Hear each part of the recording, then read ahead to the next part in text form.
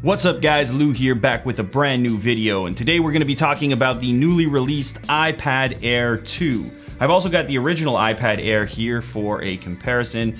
There are of course some improvements to the new iPad. Is it going to be worth your while, worth your upgrade? Of course, this unboxing will hopefully help you decide. The new version includes Touch ID now. It's a little bit thinner, a little bit faster, otherwise fairly similar. So without any more hesitation, let's go ahead and get this baby sliced open. Now this is the 16 gigabyte Wi-Fi version, so the base model. There are of course bigger versions available, 64 gigabytes, 128.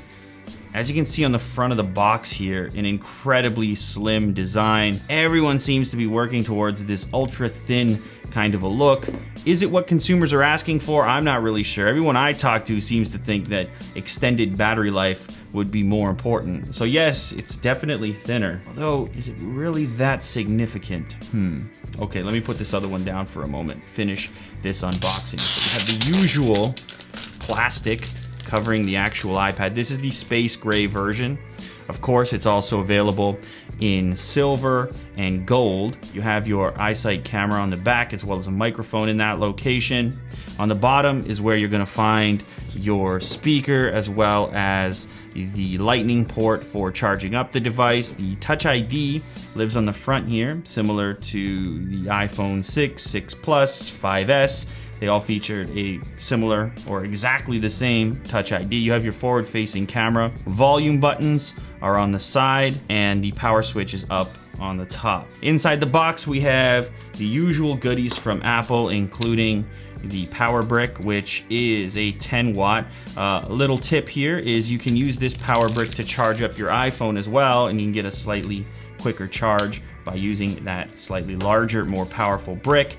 We have the paperwork from Apple, which we have now seen many times. Warranty information, the world famous legendary Apple stickers as well, and then a lightning cable to get your device charged, synced, etc. Here is the actual iPad, which I'm gonna go ahead and boot up really quickly. Basically identical to the previous version, other than the fact that you have a slimmer design. The main story here is the fact that they've gotten it even thinner than before. It's fairly marginal, to be honest with you. I mean, you can tell when you're holding it a little bit. Almost forgot to mention, the previous version had a hold switch orientation lock. The new version does away with that, likely due to the slimmer form factor.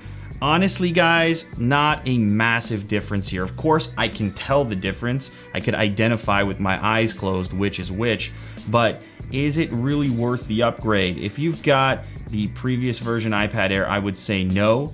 Only because this is a very marginal and iterative update. Unless you really need Touch ID, or maybe if you're a heavy gamer and you could take advantage of the faster processor, then maybe you want to go ahead and go with the latest one. But otherwise, if you can find a cheap deal on the original iPad Air, that might be a better bet for a significant portion of users. Anyways, so there you have it, the unboxing of the brand new iPad Air 2. Can you tell which is which? Which is old, which is new? You're not gonna sit here with the original iPad Air wishing that you could have the slightly thinner version, or maybe you are. There's a lot of people that are early adopters. And Touch ID on an iPad, not nearly as valuable as having it on a phone, for example, which you have in your pocket and is out in public more often. I mean, it does depend on the way that you use your iPad, but for me, mine is primarily used at home. All right, guys, that wraps up this video. Thanks as always for watching. If you enjoyed this content, please remember to leave a thumbs up down below,